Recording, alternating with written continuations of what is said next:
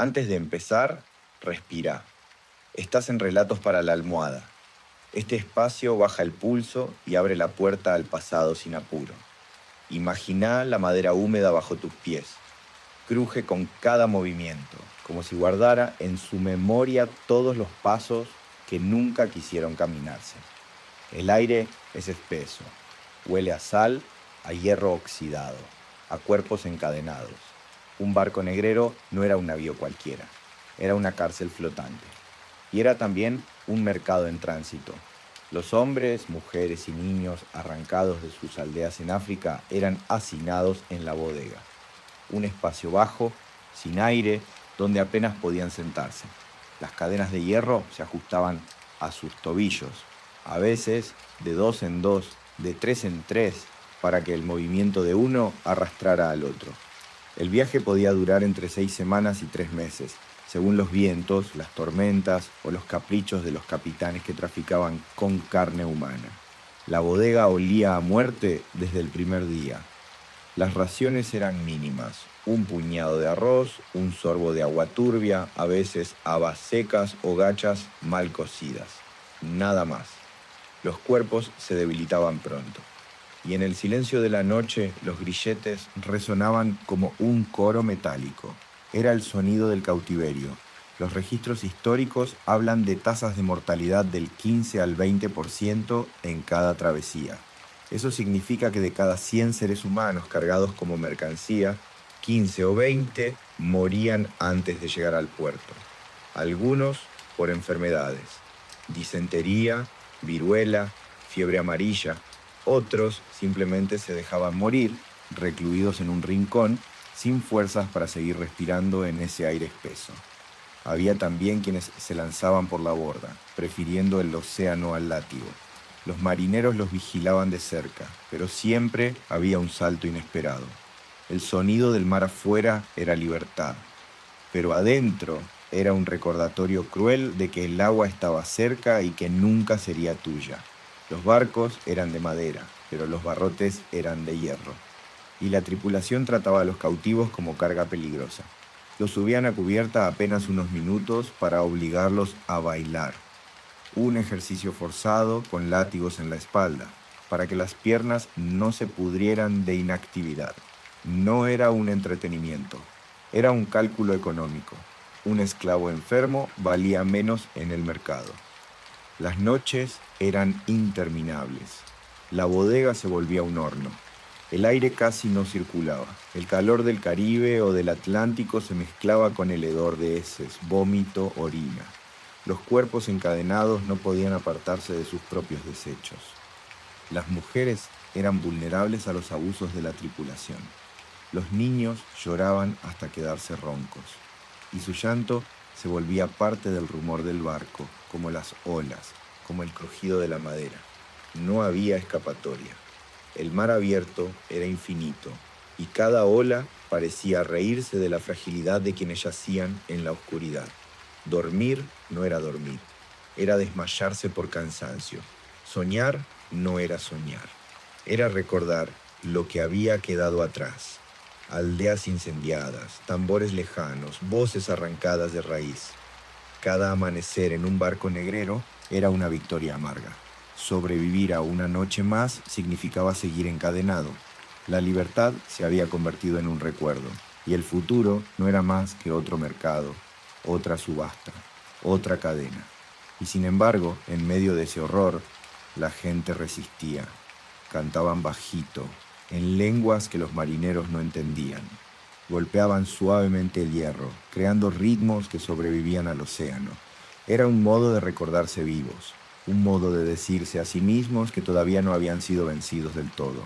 El barco avanzaba, cortando el mar con su quilla, pero también cortando las vidas de quienes llevaba dentro.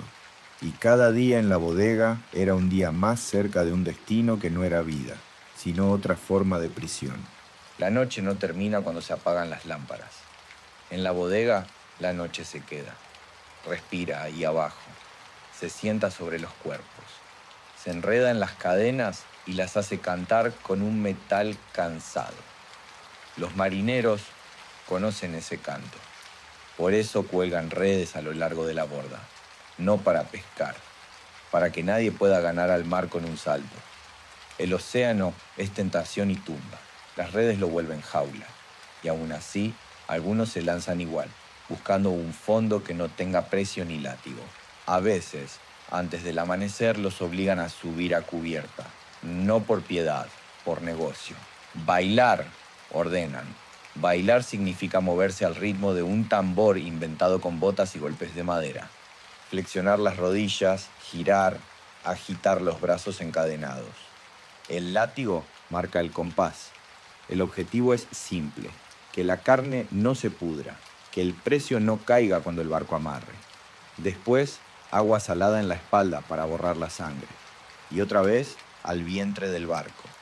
La tripulación vigila con ojos de cálculo. El contramaestre cuenta raciones como si contara clavos. Agua, una medida corta, agria, que sabe a barril fatigado. Comida, harina hervida, frijoles viejos, a veces arroz, a veces nada. Alguien tose con fiebre, otro tiembla con escalofríos que no ceden. La disentería es rápida y silenciosa. Viaja de cuerpo en cuerpo como un susurro pegajoso. No hay espacio para apartarse. El suelo es un espejo de miseria que todo lo refleja. El capitán anota en un libro. No escribe nombres, escribe números. Los muertos se vuelven suma. A veces, si la tormenta parte el mástil o la corriente retrasa las semanas, se alivia la carga.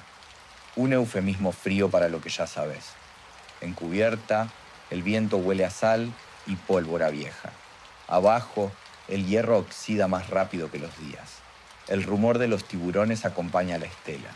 Los marineros dicen que aprenden la ruta, que reconocen el sabor de estos viajes. Los siguen en silencio como escribas del océano que no olvidan ninguna cifra. Hay rituales de la mar y hay rituales de la bodega. Arriba, los hombres de lana hacen promesas al cielo si el velamen cruje. Cuelgan medallas de santos en los nudos. Escupen al viento para alejar la mala suerte. Abajo, la gente arrancada de su tierra susurra oraciones que el capitán no entiende. Golpean despacio los grilletes para encontrar el pulso del recuerdo. Se pasan, de mano en mano, historias que cambian de lengua sin perder el sentido. No hay tambor. El hierro es tambor. Y la memoria es la única cuerda que todavía vibra. A veces, una mujer canta. Su voz atraviesa la madera como agua que busca resquicios. No pide nada. Nombrar es recordar. Y recordar es, por un instante, volver a estar con los suyos. Los marineros escuchan y fingen que no. Hay canciones que la madera respira. Este barco respira muchas. Los castigos son precisos. Un hebrazo por hablar, 2 por alzar la mirada, más si el contramaestre ha dormido poco. Las heridas se curan con vinagre y sal, no por piedad, sino para que la mercancía no se eche a perder. A veces echan cal viva al suelo de la bodega. Duele en la piel, arde en los ojos. Dicen que limpia. Lo único que limpia es el recuerdo del olor por unos minutos. Después vuelve todo. El hierro, el vapor, el ácido. Hay instrumentos que parecen mentira. Una cuña de metal abre la boca del que no quiere comer. Le llaman boca de hierro. Sirve para empujar papilla hasta el estómago a golpes de cuchara.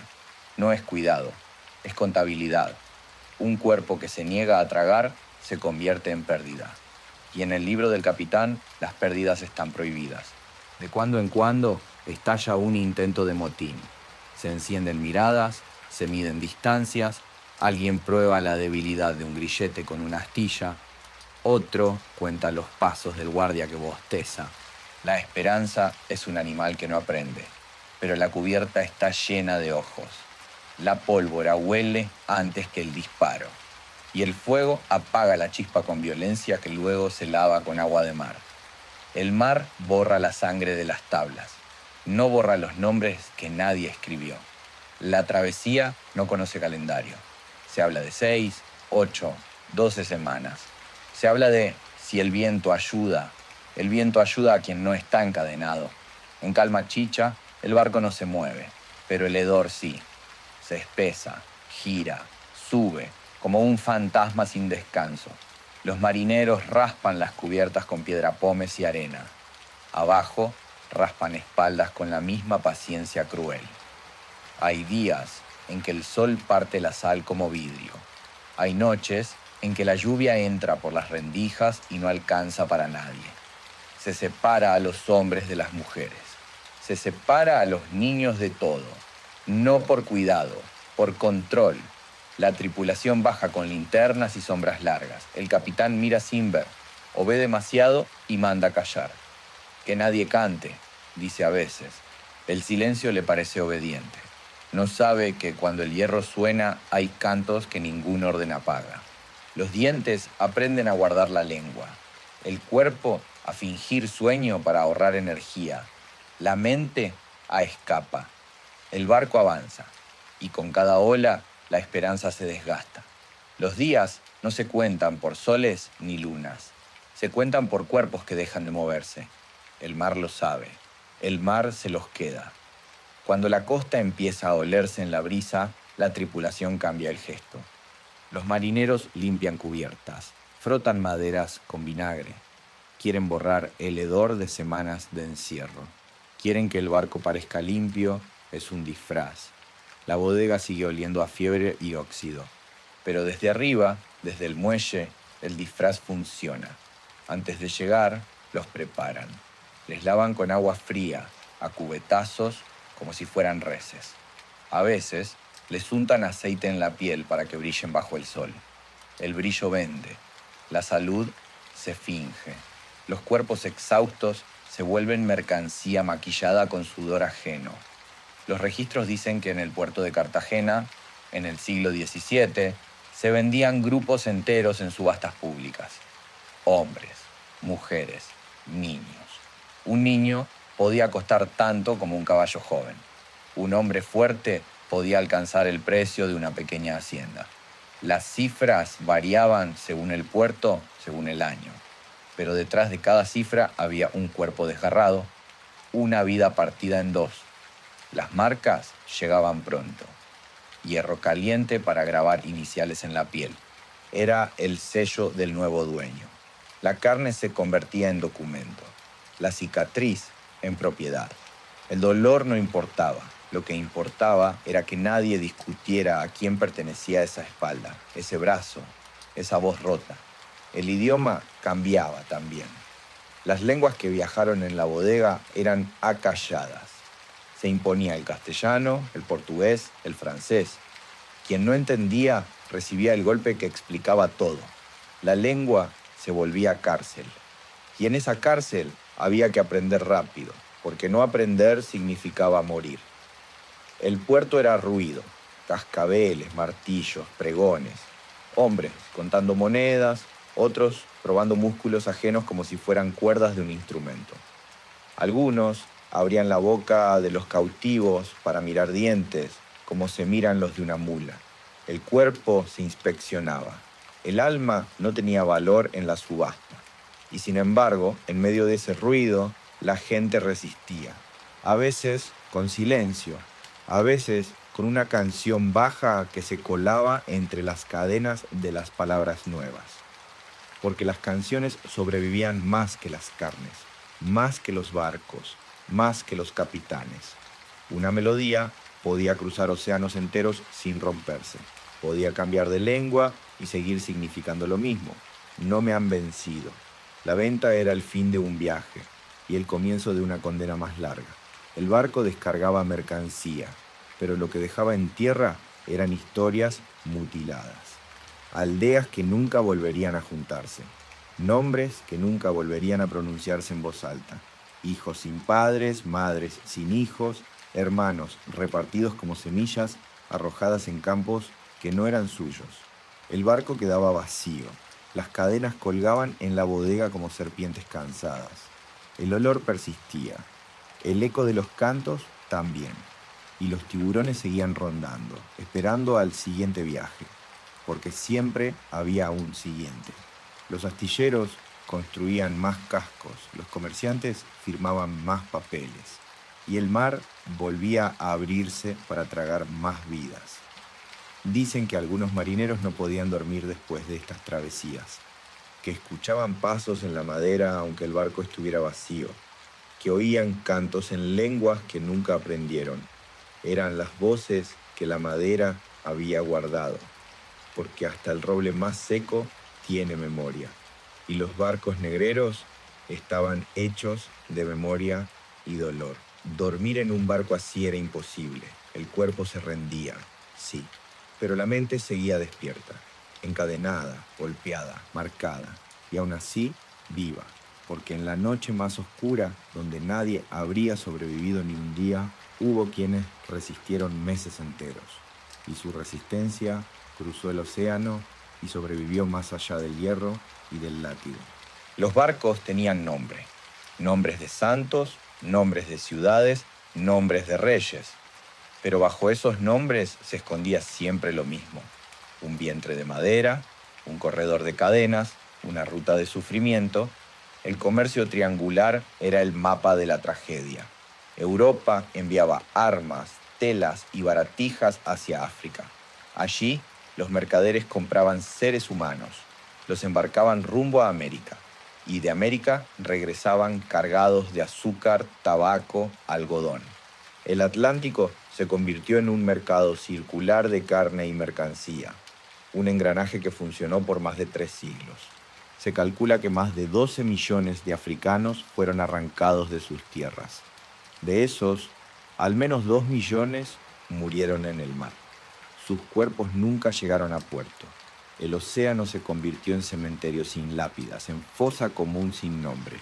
Y todavía hoy, dicen los marineros viejos, hay zonas donde el mar guarda un silencio extraño, como si no quisiera olvidar.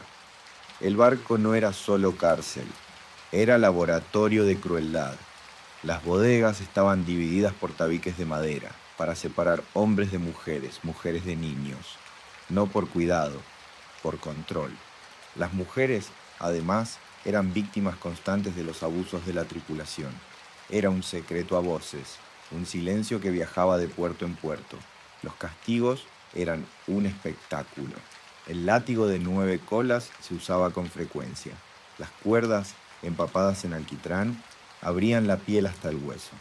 A veces los colgaban por los brazos, dejándolos balancearse como muñecos rotos. O los obligaban a llevar grilletes extra, solo para aumentar el peso de su sufrimiento. Un capitán anotaba en su diario: hay que disciplinarlos con rigor, pues de lo contrario creerán que son hombres libres. En esa frase cabía todo el veneno de la época, y sin embargo, la resistencia no se apagaba. Algunos barcos fueron escenario de rebeliones. Los cautivos, encadenados, se alzaban contra la tripulación. Armas improvisadas, clavos arrancados, maderas astilladas, cadenas agitadas. A veces lograban tomar el control durante horas. Pocas veces sobrevivían a largo plazo. La pólvora y los cañones estaban siempre del lado del capitán, pero la noticia de cada rebelión viajaba más rápido que el barco. Era un recordatorio. Incluso en el vientre de madera, la libertad no se rendía. El agua era tesoro y condena. Los barriles se contaminaban pronto. El moho cubría las paredes interiores. El olor era ácido. Los marineros bebían primero. Lo que quedaba era repartido en cuencos metálicos. Quien bebía poco enfermaba. Quien bebía mucho también, porque el agua estaba podrida. Algunos capitanes mezclaban vinagre o ron para disimular el sabor. Otros dejaban que el sol hirviera los barriles hasta volverlos veneno. Las tormentas eran otro infierno. La tripulación aseguraba la carga. Y carga eran también las personas encadenadas en la bodega. Las amarraban más fuerte para que no se movieran durante el vaivén. El agua entraba por las rendijas, inundaba el suelo, y quienes estaban en los niveles bajos se ahogaban en centímetros de agua. Morir así era morir 2 veces, en el mar sin mar, en un barco sin cielo. La economía justificaba todo. En un puerto de Brasil, un hombre joven y sano podía costar el equivalente a 2 años de salario de un campesino europeo. En La Habana, Las mujeres jóvenes eran especialmente cotizadas, no solo para trabajo doméstico, sino para usos más sistemáticos. Los capitanes sabían que cada cuerpo representaba una ganancia. Por eso, cada latido era contado, cada respiración medida, cada muerte anotada en un libro frío como el hierro. Pero la cultura viajaba encadenada. Los tambores, prohibidos, seguían sonando en los golpes del metal. Las canciones, prohibidas, se filtraban en susurros. Los dioses africanos viajaban en secreto, ocultos en nombres, en gestos, en rezos disfrazados. Y en América volverían a aparecer mezclados con santos cristianos, resistiendo bajo otra forma. Porque no se puede encadenar un canto, no se puede vender un recuerdo, no se puede comprar un Dios que vive en la memoria.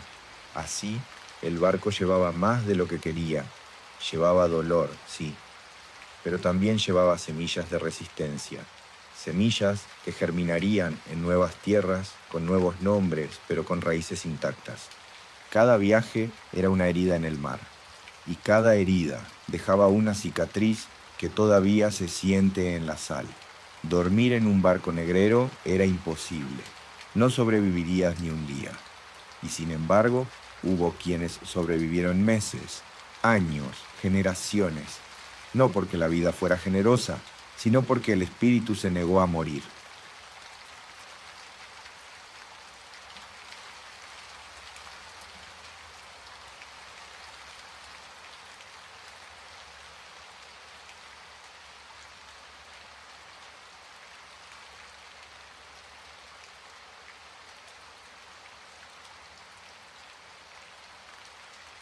El barco llega al puerto.